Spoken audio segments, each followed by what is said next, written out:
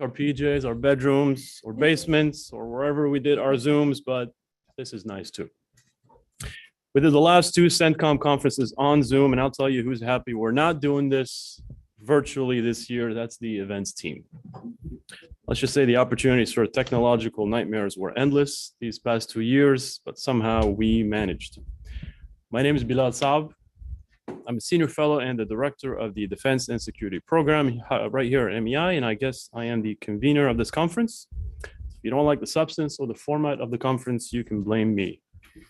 There's nothing fancy or creative about the history of this conference. Several years ago, I called up my old buddy Ken Pollock, and I asked him after he moved from Brookings to AEI if he was going to continue doing the annual CENTCOM conference that he presided over. He said, B, it's all yours. I have retired. So there you go. Now it's ours, and I like to believe that we do a better job holding the conference. Half jokes aside, we do this conference for one reason and one reason only: to inform the U.S. defense policy debate on the Middle East and to help CENTCOM think more strategically about the challenges and opportunities in the region. This is a geographic combatant command that is quite busy, as you can imagine, and its operational tempo is quite intense. So helping the command look at things from a different and hopefully useful perspective is what we have always tried to do. Let me address the elephant in the room here. And believe me, I thought about this for quite a bit, but this is the right thing to do, which is the absence of the CENTCOM commander and the changes we have had to make to the conference's format. We tried every trick in the book to get on the calendar of our dear friend, CENTCOM Commander General Eric Kurilla. It just didn't work. It's as simple as that. But I'll tell you this, he's a big supporter of this conference, and he's committed to the institutional partnership MEI has with the command. So we perfectly understand the very difficult schedule of the commander. We'll get him next year, I promise you that. But what a wonderful opportunity this presents, and I really mean it, to establish some civilian oversight of this operation. And not just any oversight, but the most astute and effective kind. And that's exactly what we're getting with Dr. Mara Karlin, our main guest today and keynote speaker, who's serving as Assistant Secretary of Defense for Strategy, Plans, and Capabilities, in addition to, although I have to adjust this since I just heard it from her, probably 14 other jobs that she has in the department. Before I introduce Mara, let me acknowledge the presence of current senior U.S. officials who will be with us today participating in the conference. So in addition to Mara, we have Vice Admiral Brad Cooper, the commander of U.S. Naval Forces Central Command, or NAVCENT. And we have Celeste Ward-Venter, the president of the Defense Security Cooperation University, which is part of DSCA, Defense Security Cooperation Agency. So we're honored to have both of them. Now to the main event. Mara Karlin is first and foremost my dear friend. We've known each other for the last 17 years. Since we were young policy wonks in the Beltway. Of course, she went on to do more important things and meaningful things, and I kept doing the same exact things, but with a few more white hairs. If you're looking for the perfect example of a scholar practitioner, Mara is it. She was sworn in as the ASD for SPC in August of 2021. She's also performing the duties of Deputy Undersecretary of Defense for Policy.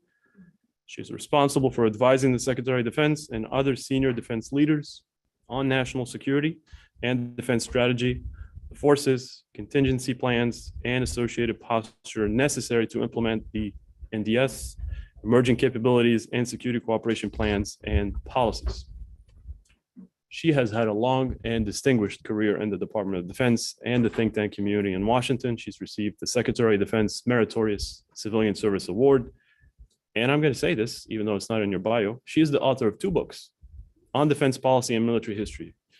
Well, I'd say it is in your bio, but the bio doesn't list them. So I'm going to list them to boost your sales on Amazon. The Inheritance, America's Military After 2 Decades of War, and Building Militaries in Fragile States, Challenges for the United States. Mara, thank you so much for accepting our invitation. It's an honor and a pleasure to have you with us. Ladies and gentlemen, please join me in welcoming Mara Karlin.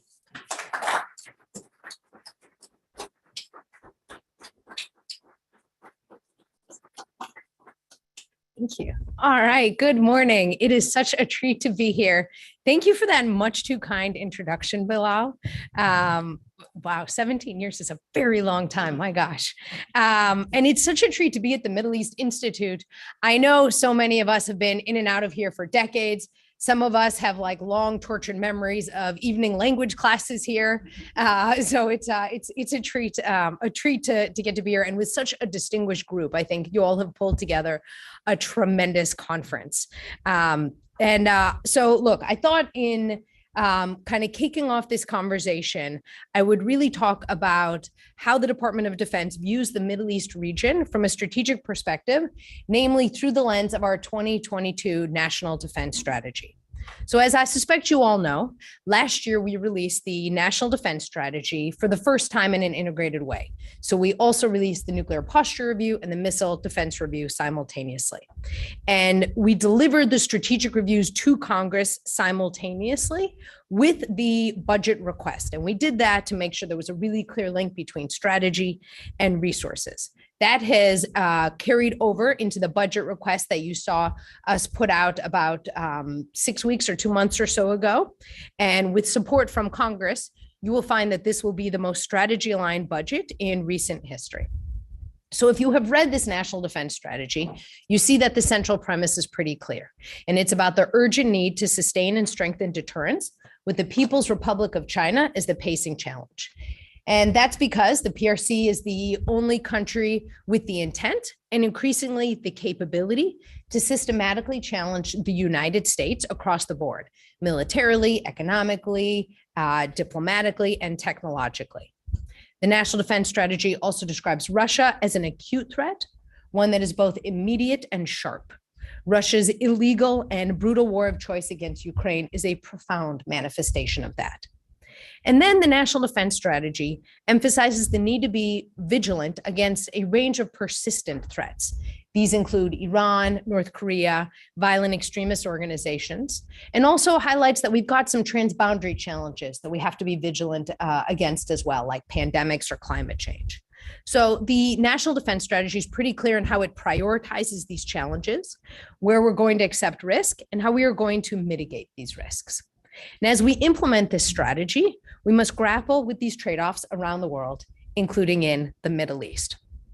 So in outlining our broader framework in the Middle East, I'd like to highlight the 5 declaratory principles of the National Security Strategy, under which our National Defense Strategy nests. As you all know, I suspect these include partnerships, deterrence, diplomacy, integration, and values. President Biden set forth this framework during his visit to the Middle East, and it really did set the foundation for how we have approached it, and more broadly, again, the National Security Strategy approached the region.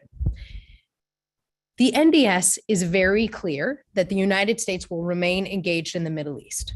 Frankly, our national security interests are interwoven in this region, as everyone in this room knows exceedingly well.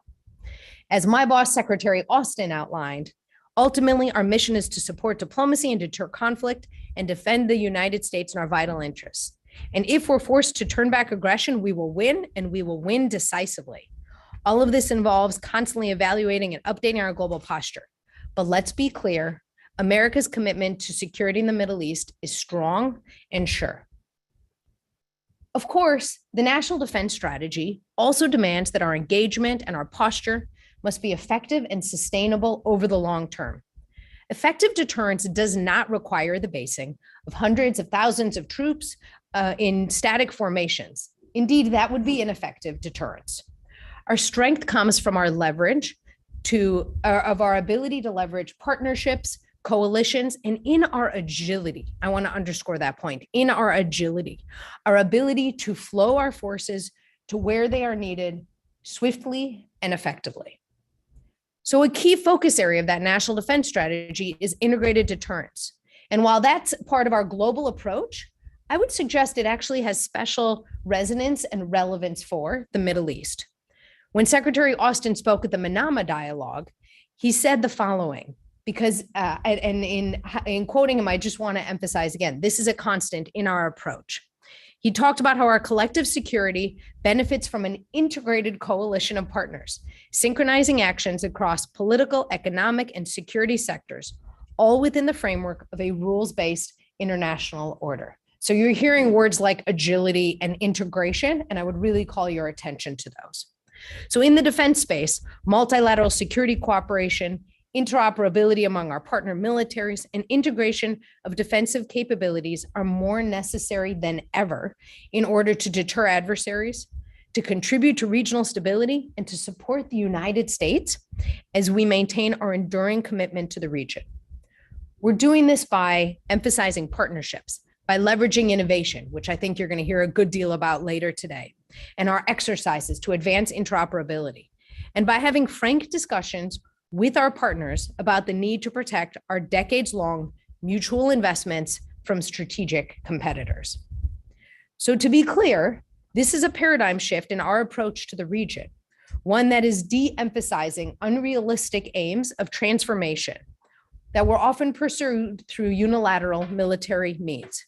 And instead, this paradigm is really focused on our comparative advantages in partnerships and the fundamentals of sound policy, building coalitions, aligning our ends and means, and setting clear and achievable aims. We believe this approach is already paying dividends as the region today, despite its many problems of which we are all deeply cognizant, is about as stable as it has been in a number of years. We see this, for example, with the war in Yemen, which is experiencing the longest period of calm since the war began. We see this in Iraq, which is being increasingly integrated into the region, including through game-changing infrastructure projects with the GCC. We also see the GCC itself as united as it has been in years. We also see ISIS and Al-Qaeda under constant pressure, and we see a trend of diplomacy and de-escalation that has taken root, backed by the deterrent power of US-led coalitions and partnerships. So let's talk a little bit more about what this paradigm means in the defense space.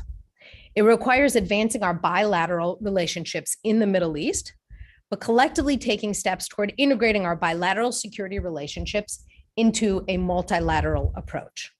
Multilateralism is the relevant currency, and it requires a level of consultation and coordination, including some diplomatic give and take with our regional partners. It requires increased transparency by our partners with us and with each other. It also requires us to be there for our partners when we need to adjust our approach. It requires a willingness to synchronize investments in communications infrastructure, in defense platforms and capabilities. I know everyone in this room is very familiar with the longstanding instincts of some regional partners to diversify defense acquisitions, even if that may distract from their combat effectiveness and contribute to sustainment challenges. We also need to do what we can to look hard at our arms exports, because that's an important component of defense integration and deterrence across the region. For integration and interoperability to take root, we want our partners investing in US and allied systems. That's in our interest, both for long-term influence that does not require tens of thousands of troops and for our own defense industrial base. Not doing so would undermine our partnerships, as well as elements of our strategic approach to the region. Our Congress, of course, plays a very key role here. We owe it to our partners to ensure a timely, diligent, and fair review of each proposed sale. And we need to work very closely with our partners in Congress, with bipartisan partners in Congress, to ensure that we can succeed along these lines. These partnerships also require a commitment to increasingly complex exercises and training on a regular schedule on a multilateral basis, and political will, of course, at the highest levels of our partner governments. We have been clear with our longstanding partners in the region. Integration and interoperability are necessary to address Iran's reckless activities across all domains. If we want to also meaningfully counter violent extremist organizations, integration and interoperability are also the key words. And of course, to address crises that may even be man-made, like climate change. The United States can't address these challenges unilaterally. The scope, the scale, and the cross-border nature of these threats demand integration, and they demand multilateral cooperation. So we are asking our partners to increase their contributions and their support for integration. Our enduring commitment is to, one, continue working together and alongside them within the region, while two, maintaining the most combat credible fighting force in the entire world, one that can dynamically and rapidly flow forces into the region and reposition global assets and capabilities to respond to crises. Again, to underscore, this is a paradigm shift. In the future, how we fight and how we win will not be determined simply by the numbers of boots on the ground, but rather by maintaining our readiness to rapidly respond to any crisis and being able to do so across all domains of warfare. Success requires us to be able to dynamically and capably quickly flow forces where they are needed around the world and seamlessly fall in with our unparalleled network of interoperable allies and partners. So this shift is not binary. It's not a matter of simply in or out or big or small. We are leaning into our key partnerships in the region to leverage our strengths to maximum effort. We remain committed to the region and to maintain a potent force posture and military capability through a variety of host countries. So now I'd like to spend a moment just highlighting 3 ways that outline how we are doing this, rooted in our national defense strategy. First, we are leveraging our unparalleled network of allies and partners in the Middle East. As you know, that national defense strategy highlights allies and partners as a center of gravity. Indeed, Secretary Austin has described it as a call to action to break down barriers to working with allies and partners toward common objective. We've seen this from the top down when we look at the Middle East. We've seen strategic dialogues, high-level visits, multiple presidential visits, exchanges, hundreds of military exercises, all while continuing our constant consultations and our engagements to help ensure that our partners have the means to defend themselves and our interests. Our work as part of the global coalition to defeat ISIS is a great example. Together with local partners and a global coalition of 80 nations and 5 international organizations, US and coalition forces succeeded in defeating ISIS's territorial caliphate in Iraq and in Syria. Today, that mission continues through vital partner-led efforts to maintain pressure against ISIS and to ensure the group cannot resurge. US and coalition forces continue to train, advise, and assist and equip local partners in Iraq and in Syria, ensuring that ISIS cannot once again threaten the stability of the region or the international community. As another really good example, this week we launched a new multinational task force under the US-led Combined Maritime Forces, the world's largest international naval partnership. 38 nations strong, the Combined Maritime Forces has been a powerful showcase for remarkable progress in promoting regional security and stability. This new task force, Combined Task Force 154, will further focus regional efforts on enhancing maritime security. It will leverage regional expertise to facilitate critical training in maritime awareness, maritime law, maritime interdiction, maritime rescue and assistance, and leadership development. Building capability in these 5 areas will enhance interoperability among our forces. The training will be designed to meet specific requests from partners, ranging from the basic to advanced levels.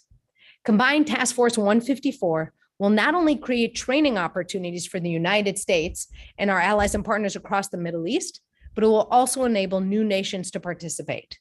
And to be clear, these nations won't need to send a ship or aircraft. They can simply send their people.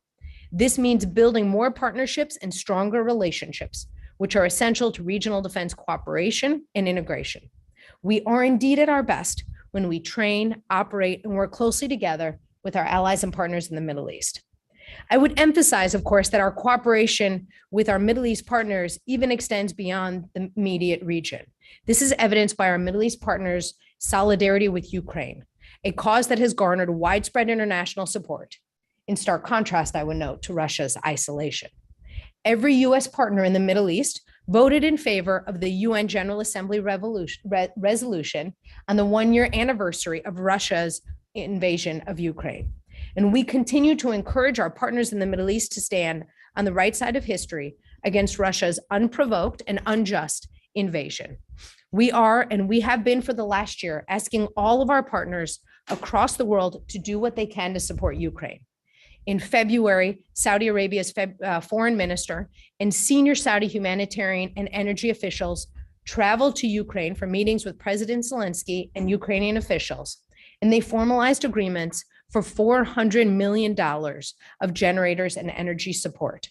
This was the first ministerial visit from an Arab state to Ukraine since the war began. The Saudi initiative is a positive step from the Middle East region, and we hope to see more partners in the coming months. Israel has also provided substantial humanitarian assistance to Ukraine, to include over 100 tons of supplies and a field hospital. And recently, we saw President Zelensky attend the Arab League Summit, another important signal. So that's the first piece of looking at our allies and partners. The second piece I'd like to highlight is that we are strengthening integrated deterrence, a foundational concept of the National Defense Strategy in the Middle East specifically. So we have a great case study here, a great case study of how we're sharpening integrated deterrence in the Juniper Oak bilateral live fire exercise that took place just a few months ago across Israel and the Mediterranean Sea, involving more than 140 aircraft, 12 naval vessels, high mobility artillery rocket systems, and multiple launch rocket systems. Juniper Oak underscored our ability to interoperate jointly across all domains, on land, air, sea, as well as in space and cyberspace. It also reinforced deterrence by demonstrating the United States' ability to quickly deploy in and out of the region, seamlessly integrating with a key strategic partner and showing our ability to respond should we need to do so in a contingency. Finally, it signaled that the U.S. commitment to Israel's security is ironclad, and our broader commitment to the entire region is enduring. Another good example of integrated deterrence in the region is CENTCOM's work to integrate and expand regional security cooperation in the maritime domain. The Combined Maritime Forces is a 34-member partnership that addresses threats such as piracy and drug smuggling on the high seas, while the International Maritime Security Construct aims to deter state-sponsored malign activity, to also reassure commercial shipping, and to safeguard freedom of navigation in the region's waterways. And a final example of integrated deterrence in the region is actually happening as we speak. Eagle Resolve 2023 is a multilateral exercise that's designed to improve interoperability with our Gulf partners to build towards a more secure and more stable Middle East. This iteration of Eagle Resolve is hosted for the very first time by Saudi Arabia, and it includes our partners who comprise the Gulf Cooperation Council. The exercise is focused on integrated air and missile defense, medical and chemical countermeasures, explosive ordnance disposal, and maritime interdiction. It's a great demonstration of the work underway to build a more networked architecture for enhanced collective defense that counters destabilizing activities in the region. And the third bucket of areas that I would direct your focus toward is how we are building enduring advantages in the Middle East by developing and deploying new technologies and exploring innovative approaches to security in the region. As you saw in the National Defense Strategy, building enduring advantages is all about accelerating our force development, capitalizing on the latest technology, and making investments in people. As we continue our close collaboration with our partners in the Middle East, this approach will be more important than ever. As many of you know, NAVCENT and the Fifth Fleet in Bahrain have really been a fantastic showcase for what it means to marry regional integration and innovative technology. For example, we have seen Task Force 59 using artificial intelligence and uncrewed systems to better secure the region's vital waterways. Mutually beneficial alliances and partnerships are our greatest global strategic advantage. So as I wrap up, I want to just state clearly what you've heard from President Biden himself. Our commitment to the Middle East region is unshakable because the region is vitally important to our shared future and deeply interwoven with American national security interests and those of our allies and our partners. This approach to the Middle East region that I've described requires tremendous commitment, tenacity, and persistent engagement at all levels of the U.S. government, from the president on down, including our cabinet officials, the CENTCOM commander, and of course, the military officers and civil servants who work every day to make this vision a reality. Secretary Austin has made clear repeatedly that the National Defense Strategy is truly the North Star of the Department of Defense. We are acting to urgently sustain and strengthen deterrence, and we need to leverage our unparalleled network of allies and partners around the world together to enable all of our comparative advantages. Your voices are part of the rich thinking that will help the United States and our allies and partners maintain our military advantage and promote stability and security in the Middle East and around the globe. Thank you so much, and I'm really excited to take your very hard questions.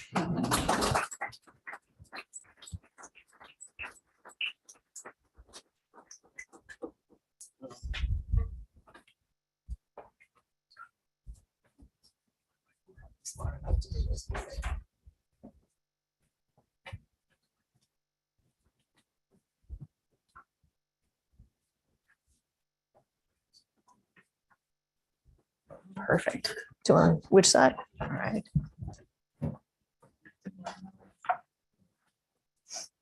All right, this is on. Okay. Mara, thank you so much. Very rich and comprehensive set of remarks. With speed limits, as you see them and you're driving, you could always tell that you can go 10 miles above, and it's kind of like an unwritten rule. I know you have a hard stop at 10, but if we go 5 minutes more, is that okay? I have the permission of if the Laura. team says yes, then it's okay. Okay.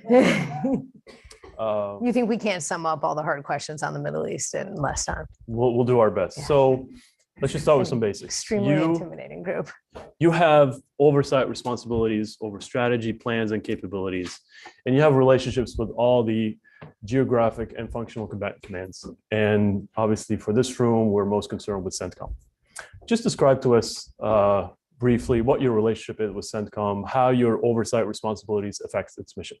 Absolutely. So we work really closely with CENTCOM, as we do with all of the combatant commands and military departments. To be honest, it's one of the most fun parts of my job, which is that we have to have a global view, right? So we're constantly the folks thinking about priorities and trade-offs. And sometimes that probably makes us the skunks at the garden party, one would expect.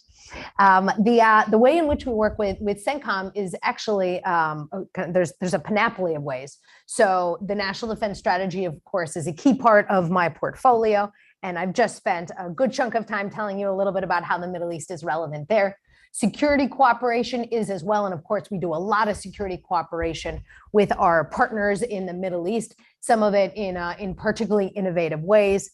I also play a role in our posture, so where our military forces are around the world. As you all know, CENTCOM plays a role there, and in overseeing our contingency plans. And then just as interestingly, just over a year or so ago, we stood up a new office on emerging capability policy. And I think we have seen CENTCOM really take a spectacular approach. I mentioned this a little bit in my remarks, but in really trying to understand how and in what ways the security environment is changing in the region and how we can apply innovative concepts. So we're doing a lot of work with them. If you spend some time with the National Defense Strategy, you see there's this idea of campaigning. And campaigning really talks about how do we close warfighting vulnerabilities? How do we build warfighting advantages? Innovation plays a big role there. And when you look at what's happening out of CENTCOM, I think a lot of that gets realized.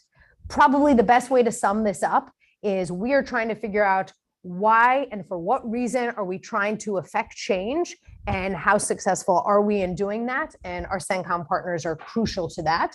And I really want to applaud their agile and adaptable approach. I'll ask a couple more, and then I'd love to take a few from the audience before you leave. You touched on deterrence, obviously always a difficult subject. It's so hard to measure. Integrated deterrence as well. You talked about not too long ago, the secretary mentioned, and it was quite an interesting statement, in addition to the commander of CENTCOM as well, mentioned that there were more than 83 attacks against US troops over the past couple of years by Iranian proxies. Where does that leave deterrence? Yeah. We take all of these attacks very seriously, whether they are successful or not. And we want to make sure that our troops there have the equipment and have the training tactics and procedures to be able to deal with them. You probably will recall at the end of March, in fact, we saw a set of these attacks as well. And we responded extremely quickly. I think it was something like within 12 hours or so. And we believe that the Iranians heard our message with that. But look, we have seen examples, and you are citing some of them, where Iran's reckless behavior and aggression have undermined security and stability. And we want to do all we can alongside our partners in the region, alongside our allies around the world, to do all we can to try to deter that. Okay, you mentioned innovation and some of the ways we're trying to revamp how we do security cooperation with those partners. Obviously, one of the key pillars of CENTCOM is a renewed emphasis on partnerships. How excited are you about this whole innovation business that's going on at sea? I mean, CENTCOM's NAVCENT seems to be at the forefront of all of this. Yes. Admiral Cooper is doing a fantastic job with that. Just tell us a little bit more about how you're monitoring, how you're tracking this, and how we could sort of move that success story to other domains, not just in the maritime domain. Absolutely. I know you're also excited about this as a fellow security cooperation nerd. Look, it's exactly right. What CENTCOM is doing, I think, is a model for trying to understand how do we operate across domains and how and in what ways are we most effectively working with our partners, which has been a real area of focus. I know you're going to hear later from Celeste Gaventer from the Defense Security Cooperation University, so you should also ask her some of these hard questions, because she has been such a leader in making sure that we're not just taking activities to work with our partners, but also that we are learning from those activities. And we've announced kind of various initiatives on that front to make sure that we're kind of always adapting and having those appropriate feedback loops. But I really appreciate what we are seeing out of NAVCENT, in particular on this front. Autonomous sail drones are a great example. We see how the security environment is shifting. We see that actually for effective deterrence, I had mentioned some of these points of really needing to integrate, needing to be agile, and being able to operate across all domains is going to be crucial. So I think they're pushing out. Maritime security, of course, has been, an age-old issue that we have focused on in the region, and over the decades we have seen it fluctuate. Indeed, I'm delighted to see that the autonomous sail drones, being one good example, are a creative way of getting after it. But just as importantly, our partners are also doing this, right? So this is a story of us working closely with our partners to pursue technology, some of which is sophisticated, some of which frankly isn't, but in new and innovative ways. And I think that's where you see efficacy in deterrence. When one just takes the kind of the regular old state approach, it's not going to be terribly influential. More eyes at sea, right? To try to see as wide an area situational awareness as possible. Absolutely, right? And in a sustainable way, right? I mean, were we all sitting here 30 years ago, you couldn't have done that with autonomous systems, right? You would be talking about probably thousands of sailors who are spending their time that now we're able to automate that. That's pretty meaningful. China, we're gonna have a whole session on China today. Maybe we could get from you a better sense of the diagnosis of this challenge for you and how you guys are approaching it in the department. We understand that the Chinese have some very strong economic and recently political relations with some of our partners. That train has sort of left the station, but on the issue of military and security issues, how real of a threat is it for you, this Chinese encroachment into the region? Is this overhyped? Is this too sensationalist, alarmist, or is it very real? And in addition, what ways are we actually considering to try to sort of arrest that process? Absolutely. So look, as you know, our focus is that urgent need to sustain and strengthen deterrence, focused on the PRC. And of course, we are watching how and in what ways the PRC is operating in different regions. And when we have seen them take steps, for example, to help bring partners together, I think that is a generally good thing, right? Any efforts to increase security and stability in the region, I think, should really be welcomed by all. I do think it's a little bit short-sighted to compare what the United States does in the region and what China does in the region. When you look at our posture in the region, when you look at our long-standing relationships, our investments with the region, it seems like really quite a different ballgame. Right. I would say, however, that we want to ensure our partners are pretty vigilant as they are working with the People's Republic of China. And I'd underscore that as it relates to technological cooperation, as it might relate to communications cooperation. That's all going to be very relevant. Part of what is so successful in our relationship with these partners is our tremendous military relationships, and those military relationships are founded on some basic things. So we want our partners to be vigilant about all of that. Okay, so some concern, but no need to push the freak out button. No, look, I don't think so. I mean, there's a reason that I'm sitting among like the most distinguished group of folks on this region, right? This is a region the United States has been intimately involved with for periods of time way before any of us were born, and we will continue to be as well. It's not a region we've sort of, just recently started to spend some time on, say for energy reasons or what have you. All right, Mara. In the remaining time, I'd love to take a few questions from the audience. Gabby is standing. She will hand you the mic. We'll start right in the front, right here, sir. Thank you. Dr. Karlin, in your role as Assistant Secretary, you obviously take a holistic view of the whole Department of Defense. What keeps you up at night? What do you see as our key vulnerability, and what are we going to do about it? So, it's interesting. Right now, we have the most experienced U.S. military in our history. That is really something. We also have a very challenging security environment. And I will tell you, and this probably shows like the nerdy former professor in me, the thing that I spend the most time thinking about, however, I am simultaneously exceedingly confident of, is the need for adaptation. Right? We saw this throughout the post 9/11 wars. I think we see this as a comparative advantage when you have such an experienced military. Wars never kind of play out the way anyone expects, as I suspect the military historians in the audience, recall intimately. And so adaptation is going to be the key as we deal with today's challenges and tomorrow's challenges. Right now, of course, we are watching the Ukrainian armed forces every day adapt in just creative and innovative and kind of mind-blowing ways. And of course, they are doing that with the support of more than 40 countries who have given given aid to them that is now having kind of a key role on the battlefield. So I guess what you're hearing from me is I worry about how we will ensure that our force is constantly adapting to a dynamic security environment. And that said, I have a whole lot of evidence that that's something we are really, really good at. I might suggest we're better at than a whole lot of our strategic competitors. If you look at what's happening right now, again, inside Europe, inside Ukraine, but it is crucial that we ensure that our forces can continue that approach. Okay. My good friend, Dov Zekheim, former comptroller.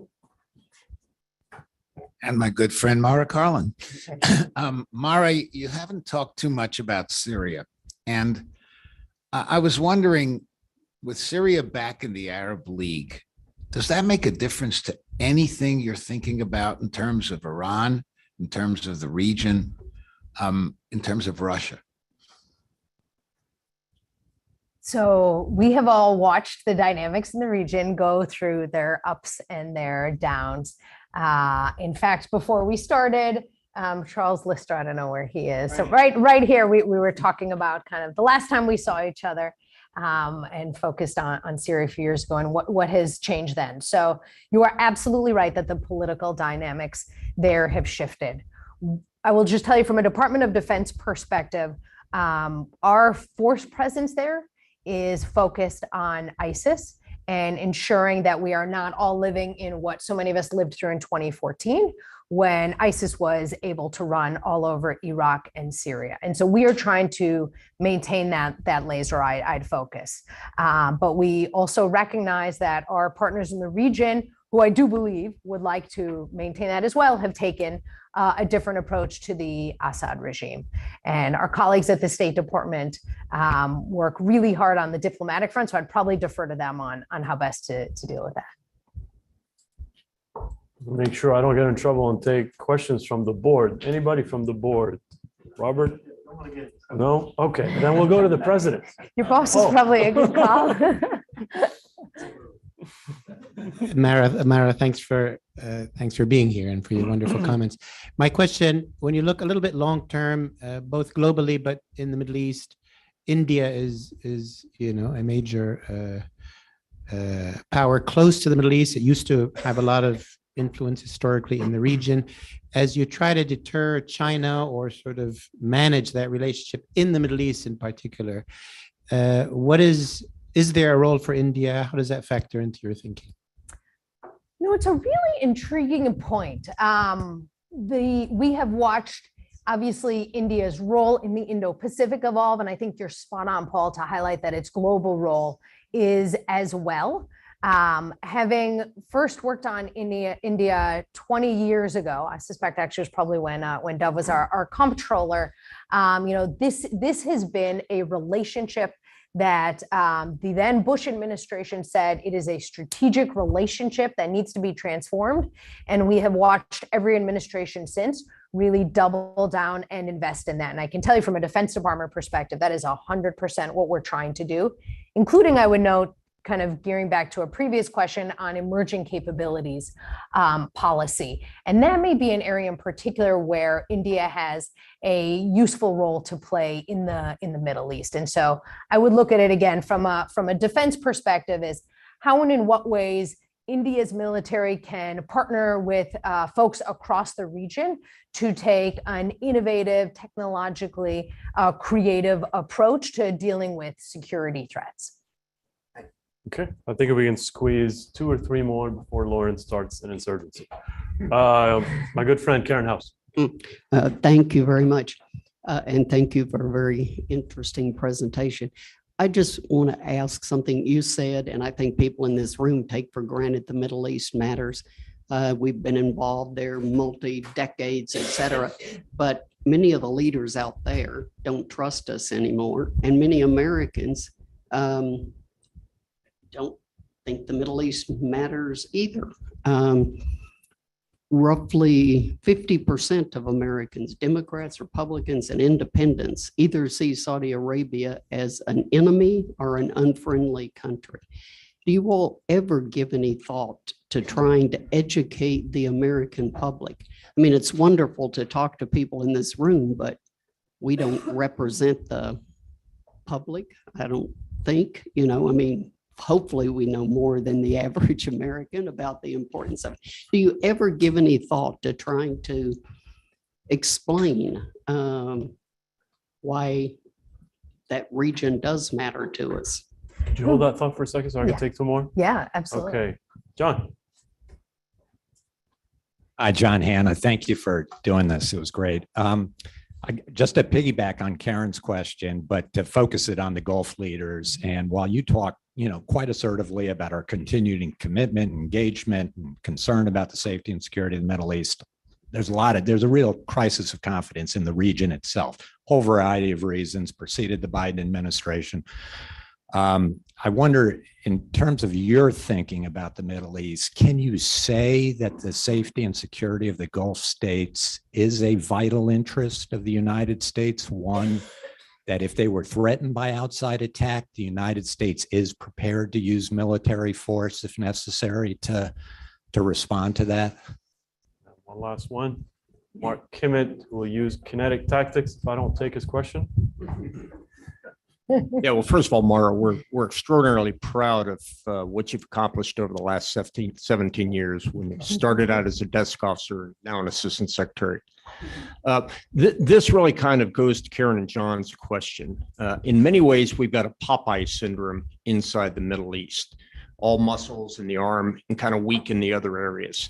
Karlin is probably not here because he's over in Saudi Arabia talking to the Minister of Defense. I have no doubt that Nagata, if he was still wearing a uniform, would be out there doing persistent engagement with his colleagues. We bring money to the region from the Defense Department. That persistent engagement, but with exercises, money, and leadership every day talking to different organizations inside the Middle East is where we get our Popeye arms from. Without telling tales on your interagency partners, do you see that same kind of muscle movement coming from other agencies of the government? when we see the Chinese brokering deals between Iran and Saudi Arabia, but when we see, as you said earlier, Saudi Arabia, the Arab League bringing Assad back in, when you see our information campaign going awry because they're saying you're yelling about us about democracy, but you can't even stop the January 6th protesters back in the States, so quit lecturing us on that. And economically, we're far behind other countries in terms of strength in that region. So how do you see from an interagency point of view, how we can kind of balance out this so defense is not the lead agency in the Middle East? And I hope the answer is not do less with defense and more with others, but how do you bring them up to the level that the Department of Defense is operating in the region? Absolutely. All right. Thank you for that really easy set of questions. Let me try to take them in order. So, Karen, I think you're bringing up a really important point, and I might actually widen that aperture, which is how and in what ways do we engage the American public on national security issues? Look, when there are shocks to the system, the 9/11 attacks, even frankly, the high altitude balloon by the People's Republic of China, the American public is going to understandably pay attention in a different way. And it's important, especially in those moments and beyond, that we're helping highlight, here's why our engagement in the world matters. Here's why we are trying to have these impacts. For example, the National Defense Strategy talks a lot about the need to defend the homeland. And it talks about how threats to the US homeland are different, right? They're changing. They're not necessarily the paradigm that many of us might have had. And I think that finding a way to have that meaningful conversation with the public is critical, and it is really hard. One way we do it, of course, is with our Congress, with the representatives of the American public. I would also say, however, that you all might have followed that right now. Some parts of the US military are dealing with some recruitment challenges. And I actually think that this presents a really interesting opportunity as well to not just connect with the American public on what's happening in the global security environment, but also to help the public understand, and here's how you can help inform it. So you're hitting a point that is relevant for the Middle East and actually relevant quite beyond as well. John, I think what I'm understanding from your question is really, when are we willing to use force? I think we have, both in words and actions, demonstrated that, and demonstrated how we have vital national security interests in this region, whether that is killing the emir of ISIS not long ago or other senior ISIS leaders, or frankly, just working closely with our partners on issues like maritime security. And as you look at this issue, as you look at how and in what ways one would use force, I would urge you to really think hard about that multi-domain aspect. I realize that might feel like Department of Defense gobbledygook, but when we look at the ways in which the character of warfare is changing, actually being comfortable looking across the domains of warfare is really important. So not just saying your willingness is demonstrated by the number of ships you have here or the boots on the ground. It's going to look across all of those domains of warfare. And then, Mark, what I really understand from your question is, how do we ensure we've got the entire interagency knitted together on this front? And I think we are actually in a very good position here. I think you're seeing a lot of energy by my colleague Barbara Leaf over at the State Department, by my colleague Brett McGurk on the National Security Council staff, both constantly going in and out of the region and making sure that all of us are trying to sing together. Over the years, to sort of widen the aperture on your question as well, over the years, we have talked about a whole of government approach globally, and sometimes we've done better and sometimes perhaps we have not. And looking beyond the Middle East, I would really point to our global response to Russia's aggressive war on Ukraine as a fantastic case study of the whole of government knitting together. You look at every department and agency and you see real complementary efforts to trying to deal with this. And I would note that, of course, influences the region as well. We're talking to allies and partners around the world, including in the Middle East, about how to get after that challenge. So we're working on balancing off the Popeye, and probably need to keep on doing so. Thank you all so much. It was a real pleasure to spend the morning with you.